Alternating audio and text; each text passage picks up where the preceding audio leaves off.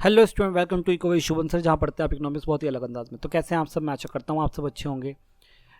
आइए देखते हैं, आज हम एक और नया पेपर देखते हैं जो कि प्रीवियस पेपर है, जो कि किससे आपका बेसिक इकोनॉमिक्स से है।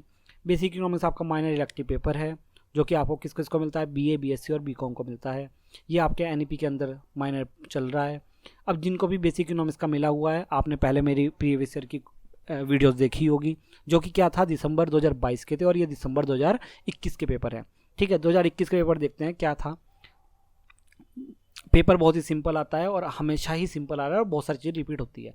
देखिए, पहला क्वेश्चन आपका इंडिफरेंस कर्व से हो गया। कंज्यूमर इक्विलिब्रियम पूछा है। देखो, सेम टू सेम क्वेश्चन पूछ लिया। कंज्यूमर इक्विलिब्रियम पूछ लिया किससे? हेल्प ऑफ इंडिफरेंस कर्व से। मतलब कि जो कि आपका थर्ड सेमेस्टर का पेपर था, ये आपकी फर्स्ट यूनिट से है। जो कि आपका थर्ड सेमेस्टर का पेपर था 2022 का, बिल्कुल सेम टू सेम क्वेश्चन यहाँ से आया है। अगला क्वेश्चन देखते हैं। लॉ ऑफ डिमांड, ये आपका तीनों पेपर में आया हुआ है। ठीक है, लॉ ऑफ डिमांड, स्लोप कैसी होती है डिमांड की, मतलब कि डाउनवर्ड्स होती है, राइट टू। ये भी कौन सा? फर्स्ट यूनिट से मिल जाएगा। फर्स्ट यूनिट आपकी मोस्ट इंपोर्टेंट है। आपने 3 पेपर अभी तक देख लिए हैं, एक मैं दिखा ही रहा हूँ।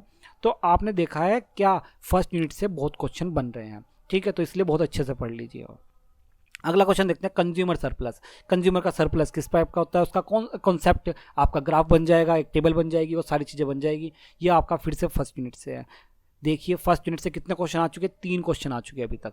अगला क्वेश्चन मैंने बताया था कि सेकंड यूनिट से सिर्फ 3 ही क्वेश्चन बनते हैं। कौन कौन से? कैपिटलिस्ट इकोनॉमी, सोशलिस्ट इकोनॉमी और मिक्स इकोनॉमी। तो ये आपका सेकंड यूनिट से आपका कैपिटलिस्ट इकोनॉमी पूछ लिया, उसकी कैरेक्टरिस्टिक पूछ लिए। अगला क्वेश्चन देखते हैं, पैमाने के प्रतिफल। मैंने आपको बताया ही है कि आपकी जो थर्ड यूनिट है, कौन सी यूनिट? आपकी थर्ड यूनिट। थर्ड यूनिट में से 2 क्वेश्चन बनते हैं मोस्ट इंपोर्टेंट। क्या क्या बनते हैं? एक तो आपको बनता है रिटर्न टू स्केल, पैमाने के प्रतिफल, और दूसरा बनता है वेरिएबल प्रोपोर्शनल का नियम, जिसे हम एक और कहते हैं लॉ ऑफ डिमिनिशिंग भी कहते हैं। ठीक है, ये आपके सारे के सारे चीज़ें हो जाती है। तो मैंने समझाया है, सारे समझाए हैं आपको। बेसिक इकोनॉमिक्स की जो प्लेलिस्ट है वहाँ सब कुछ मिल जाएगा हमारे वाले में। ठीक है, अगला क्वेश्चन देखते हैं। अगला क्वेश्चन इन्फ्लेशन से, मतलब कि आपकी इन्फ्लेशन बार बार आपने देखा है, कई बार आ गया, तीनों ही पे सेट में मिला है आपको। ये आपका 5th यूनिट से हो गया इन्फ्लेशन।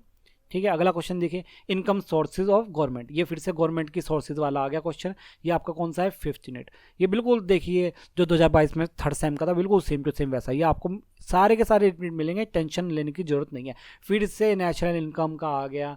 तो मेरा जो अभी अंदाजा है कि आपका जो पेपर मिलेगा, जो आपका फर्स्ट सेमेस्टर का पेपर होगा, उसमें 5th यूनिट का जो फर्स्ट सेमेस्टर का पेपर है, उसमें आपका 5th यूनिट, फर्स्ट यूनिट और 4th यूनिट आपकी मोस्ट इंपोर्टेंट हो जाएगी। ठीक है, और सेकंड यूनिट बहुत छोटी है, सिंपल तरीके से हो जाता है, और थर्ड यूनिट भी बहुत ही सिंपल है। तो आपको फर्स्ट यूनिट, 5th यूनिट और 4th यूनिट तो छोड़नी ही नहीं है। और सेकंड यूनिट में आपको पता है, फिक्स पता है, सेकंड यूनिट में कितने 3 क्वेश्चन बनते हैं, सेकंड यूनिट से फिक्स हैं वो तो।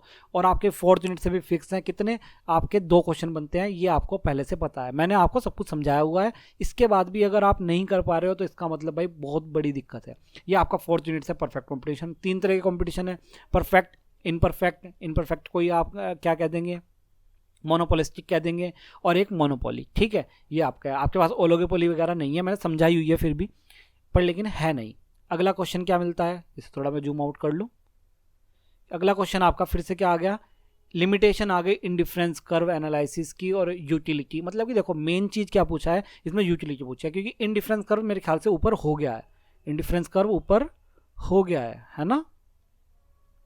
अच्छा, यहाँ पर कंज्यूमर इक्विलिब्रियम। तो आपको क्या पूछा है? इंडिफरेंस कर्व और यूटिलिटी का डिफरेंस करके पूछा है। ठीक है, पहला वाला वो पूछा है, ये वाला थोड़ा सा अलग से पूछा है। इसमें क्या बताना पड़ेगा आपको?